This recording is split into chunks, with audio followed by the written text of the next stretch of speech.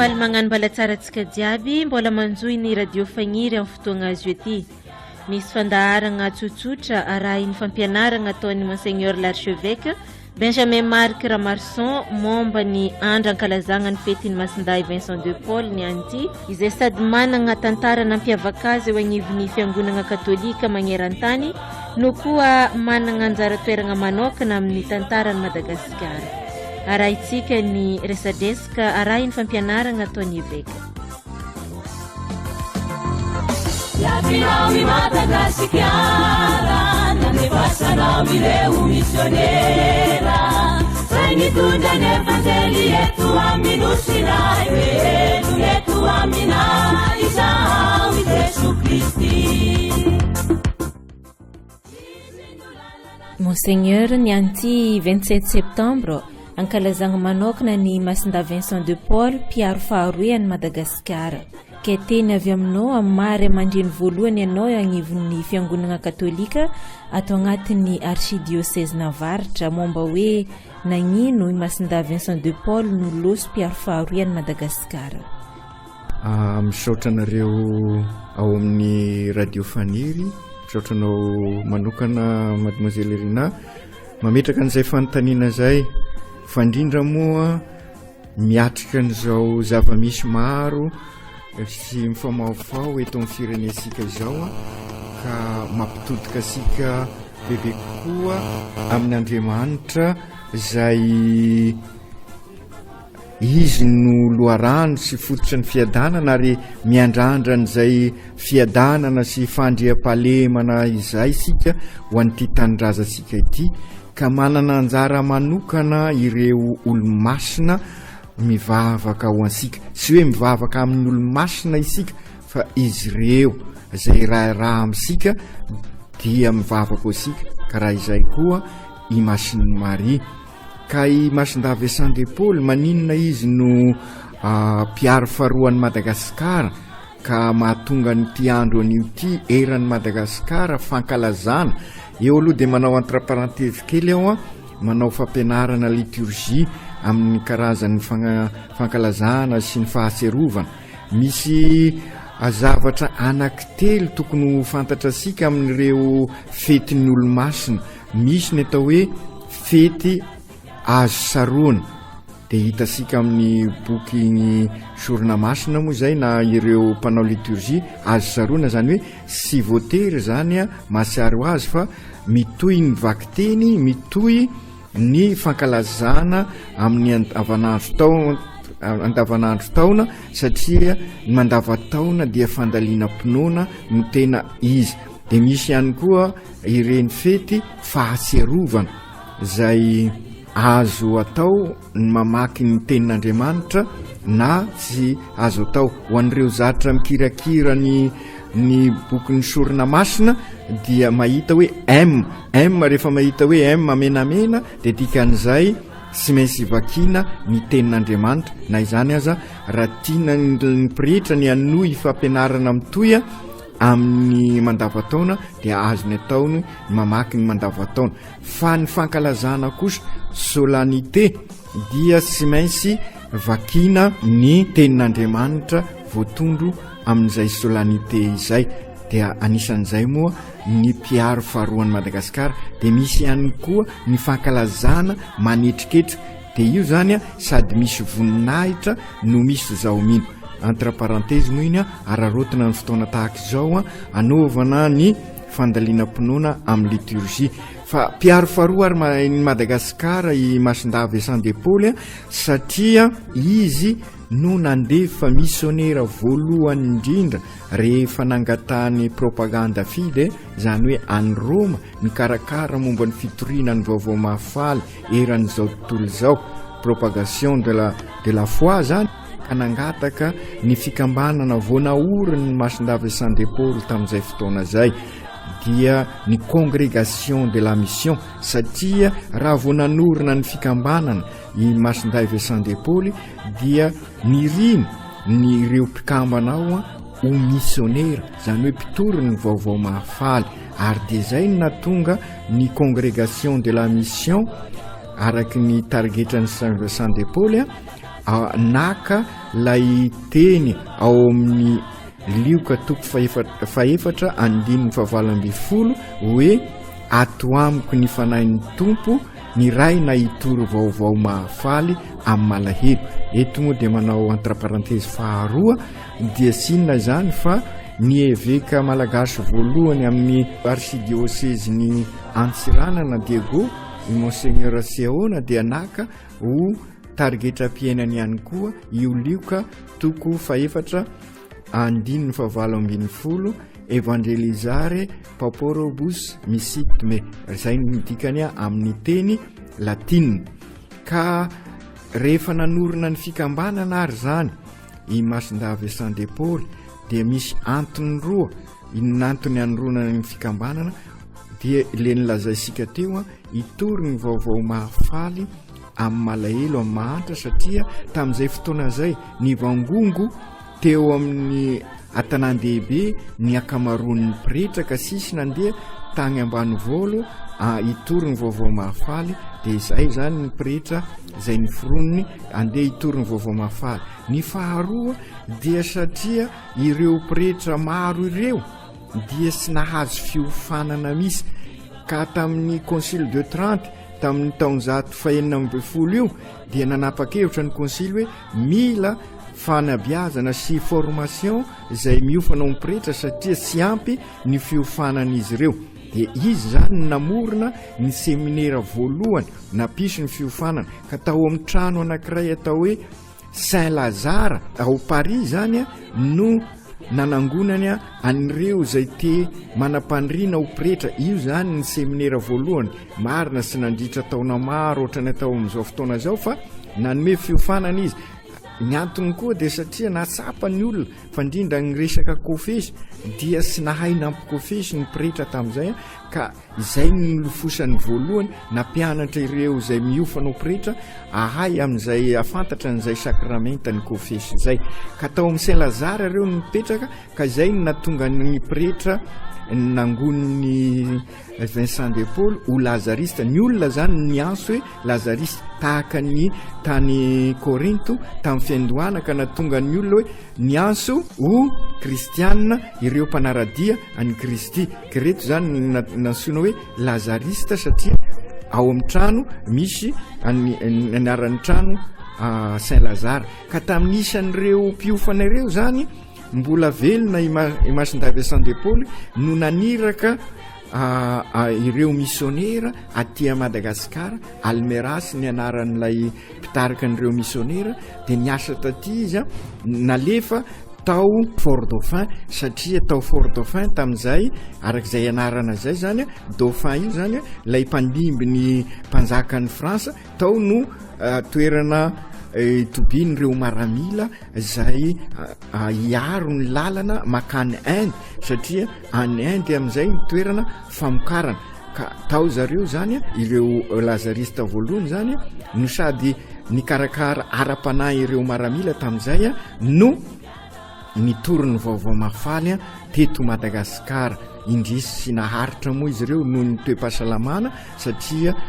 noho ny tazo dia maty izy ireo ary dia misy aza ny levona ao Fort Dauphin hatrany vohipeno hatrany farafangana iny zany efa nitrandrahan'izy ireo nitoriny ny vaovao mahafaly tamin'izay taona 1658 ka hatramin'ny 1670 izy ireo no niasa tao ka izay no natonga ny eglizy eto Madagasikara nifidy any Masindavy Saint de Paul ho mpiaro faharoan'ny Madagasikara. Fa mbola maro ihany koa moa no azo resana mikasika ny Saint Vincent de Paul, ohatra zao mikasika ny laïka, mikasika ny religiozy. Fa ny fanontanianao moa mikasika hoe inona ny natonga ny Masindavy Saint de Paul ho mpiaro faharoan'ny Madagasikara. Izay zany no natonga azy fa mpiaro voalohany dia i Masiny Maria Immaculée Conception 8 décembre. Io koa zany dia mazava azy maheran'izao tontolo zao efa solanité ary manetriketrika fa eto amintsika dia manetriketrika kokoa satria mpiaro voalohany Madagasikara Immaculée Conception, mpiaro faharoa Masindavy Saint de Paul.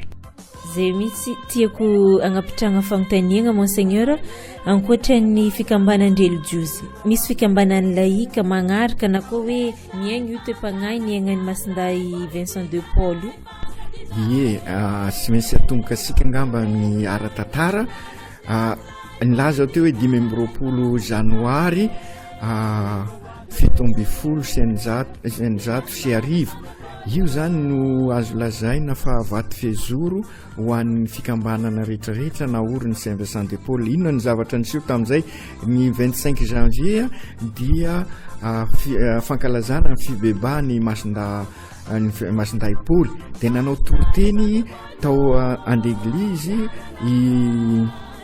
Vincent de Paul mitarika ny rehetra ibebaka mba sy hanana fitiavatena fa mba ampisokatra ny fo hikarakara marary satria tamin'ny toeran'io zany misy quartier anankiray manontolo dia tena narary dia tamin'izay moa nisy nireo olona ambony sy ny sisa dia na taitra tamin'ny toroteny masinda Vincent de Paul ny bebaka dia nirohatra tany ary dia hitany masinda Vincent de Paul fa kainy laïka vonona tokoa zany hoe ireo vita batemy eo anivon'izao tontolo zao zay moa ny laïka afaka hivondrona ihany koa fa sy hoe fikambanana mompera fotsiny na fikambanana religieuse fotsiny no azo ho karakaraina sy iraina anao any asa fitoriana ny vaovao mahafaly ka nizarany ny toe-panahy ananany ka ireo laïka ireo zany fa indrindra ny vehivavy zany ny tena nanatra zay le diakona le fanompoana zany hatramin'ny voalohany vehivavy hitasika Masiny Maria sy ireo vehivavy maro niaraka tamin'i Jesosy dia zay koa tamin'izay fotoana zay ka io no navondriny masinday Vincent de Paul ao anatin'ny hoe dame de charité zany hoe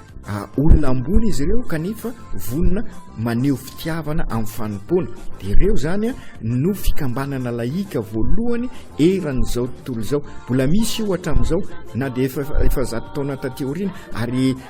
ankalazany efa 100 taona nisiny tahaka ny Père Lazariste ihany koa zany izy ireo ka ny anarany amin'izao dia hoe Association Internationale de Charité ary misy eto Madagasikara any amin'ny faritra atsimo efa tonga ao Antananarivo efa misy ao Antsirabe Fianarantsoa any Majunga any Tamatavy ary ataoko moa fa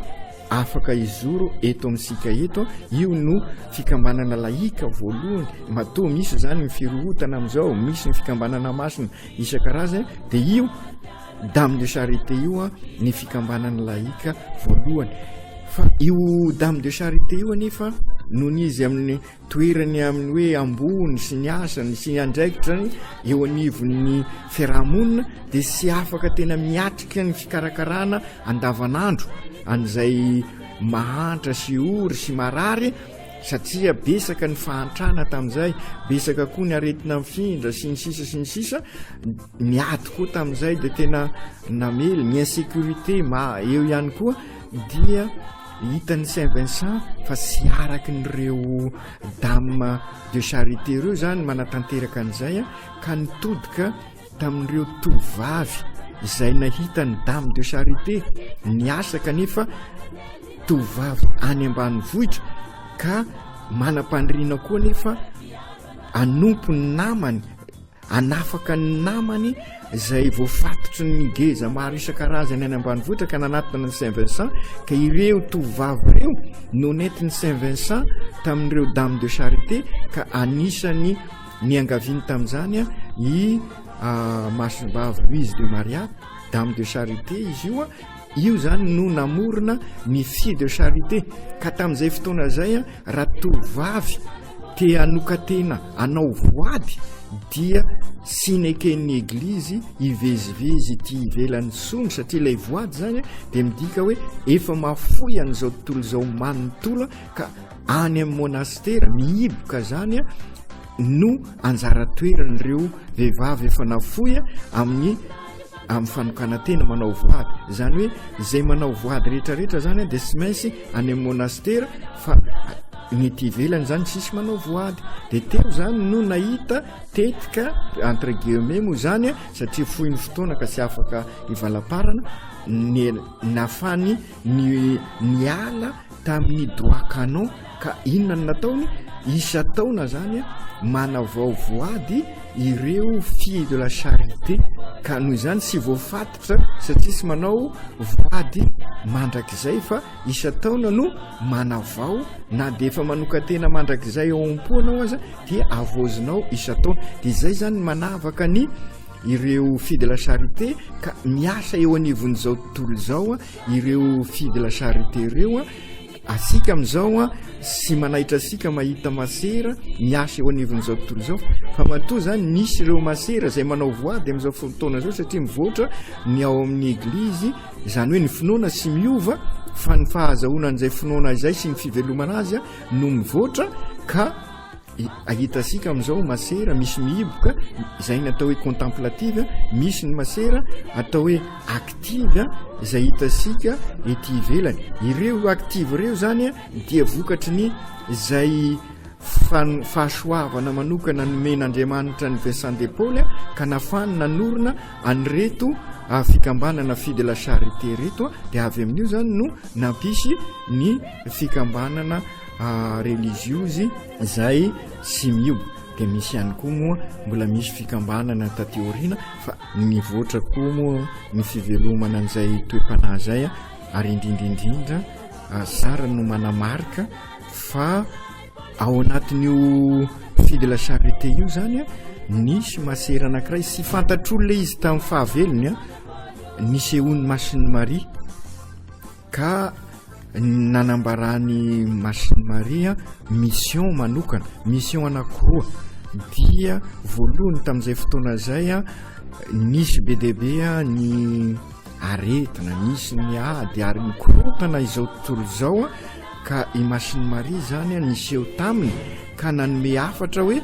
voalohany asevo manao médaille ny olona ka izay mitondra n'io médaille io ampinoana dia ahazo fahasoavana manokana tamin'izay nisy nampanao médaille marobe zany lay masera sy masera moa zany fa lay mon père mitondra azy ara-panahy mitantana azy ara-panahy ka izay tokoa zay mitondra an'io zany dia nahazo fahasoavana sy lay médaille zany manao magie sanatria zany manompo sampysika fa noho ny finoana dia natoky fa i Masiny Maria mitantana asika ho any amin'i Jesosy ary dia izay moa ny afatry ny nataon'ny Masiny Maria tamin'ny Masimavo Kateriny izay rehetra manatona ny'ity hôtely ity ampinoana dia ahazo fahasoavana dia io médaille io zany hitasika io le médaille le mivelatra ny tanan'ny Masiny Maria dia manisaka bibilava ny tongony zany hoe mandresy ny satana dia avy amin'ny tanany misy zavatra mamirapiratra dia io mamirapiratra io zany fahasoavana izay resin'ireo manam-pinoana dia misy sy mamirapiratra ireo zany fahasoavana tokony ho azy fa sy raisina noho n'izay hoe ny safidy sy aky any Jesosy ka ho an'izay matoka an'i Jesosy dia mahazo fahasoavana manokana ary dia mitohy zany hatramin'izao ka izay mandray mitondra n'io médaille io ampinoana ho iaho sy ny médaille no mahavita fahagagana fa ny finoana any Kristy izy no mpanelanelana ka misy ny fahasoavana maro ka tamin'izay fotoana zay zany sy fantatra ny nevin'io médaille io dia nomena anarana hoe médaille mahagaga dia misy sarin'ny Masiny Maria io dia nansona zany ny Masiny Maria hita amin'io médaille hoe Notre-Dame de la médaille miraculeuse ka io médaille io zany misy nitondra dia nahazo fahasoavana ka izay indrindra no ampisehiviny Masiny Maria amin'ny tamin'ny masera Masimavo Kateriny Labouré izay nilazaiko teo hoe sy hita izy tamin'ny fahavelony sisy nilaza n'io tantaran'io fa rehefa maty izy lay mon père mpitaizara azy ara-panahy no nanambara n'izany rehetra izany dia ny faharoa ny afatry ny Masiny Maria tamin'ny Masimavo Kateriny Labouré satria voaisakisaka ny asin'ny ankizy vavy tamin'izay fotoana zay dia nilaza nanome afatra tamin'ny Masimavo Kateriny Labouré izy hikarakarana manokana an'ireo ankizy vavy ary ny nansona hoe jeunesse mariale dia io le tanora marialy Vincentiane izay efa manomboka tonga eto anivosika ao amin'ny katedraly zao misy ao Ambilobe misy dia taty aoriana koa dia nisy olona manam-pahaizana mianatra ao amin'ny Sorbonne ao Paris teny velona bebe kokoa an'izay toe-panahany Saint Vincent de Paul zay ka nanorina ny fikambanana hoe conférence Saint Vincent de Paul. Io zany le laïka lehilahy sy vehivavy mivelona an'izay toe-panahy izay eo anivon'izao tontolo zao ary dia Frédéric Ozanam ny fondateur an'izay fikambanana zay. Dia taty aoriana moa ireo zanaky Masina Vincent de Paul na masera zany na mompera dia nisy namorona fikambanana zay manana ny toe-panahy io fa misy lafiny manokana amin'ny toe-panahy io ny velomany. Ohatra zao raha manareo mandeha atao ambanja dia misy ny atao hoe masera nazareanina zay naoriny lazariste anankiray efa benere zao olo-masina dorando ka mivelona manokana amin'ny fikarakarana an'ireo marary tena amin'ny zaly any amin'ny quartier any. Io ny atao hoe masera nazareanina zany hoe mizery manatanteraka an'izay